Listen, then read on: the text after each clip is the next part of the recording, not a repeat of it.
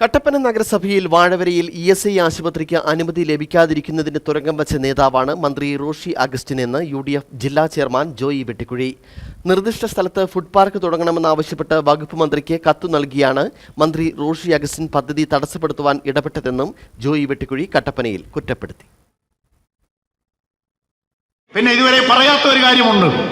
ഈ ആശുപത്രി നമുക്ക് അനുവദിച്ച് കിട്ടാതിരിക്കുന്നതിന് വേണ്ടി തിരുവനന്തപുരത്ത് നമുക്കെതിരെ തുരങ്കം വെച്ച രാഷ്ട്രീയ നേതാവാണ് മന്ത്രിസഭയിലിരിക്കുന്ന ശ്രീ റോഷി അഗസ്റ്റിൻ. അയാൾ ഇത് തടസ്സപ്പെടുത്താൻ വേണ്ടി എത്ര ശ്രമിച്ചു എന്നറിയാമോ? ഇപ്പോൾ ഷൈനി ഇരിപ്പുണ്ട്. ഞങ്ങൾ എത്രയോ പ്രാവശ്യം തിരുവനന്തപുരത്ത് പോയതാണ്.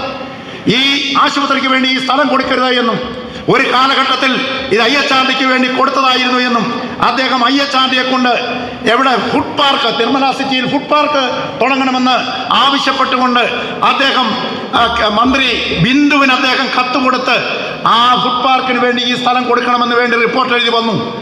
അതിനുശേഷം വേറെ ചില മാർഗങ്ങളിൽ കൂടിയൊക്കെ ഞങ്ങൾ പോയാണ് ഈ അനുവാദം ഞങ്ങൾ മേടിച്ചെടുത്തത്. എന്ന് പറഞ്ഞാൽ ഈ ESI ആശുപത്രിക്ക് അനുമതി കിട്ടാതിരിക്കുന്നതിന് വേണ്ടി നമ്മളെ ദ്രോഹിച്ച നമ്മുടെ ഇവിടെ നിന്നുമുള്ള നമ്മുടെ ജനപ്രതിനിധിയാണ് ശ്രീ റോഷി അഗസ്റ്റിൻ.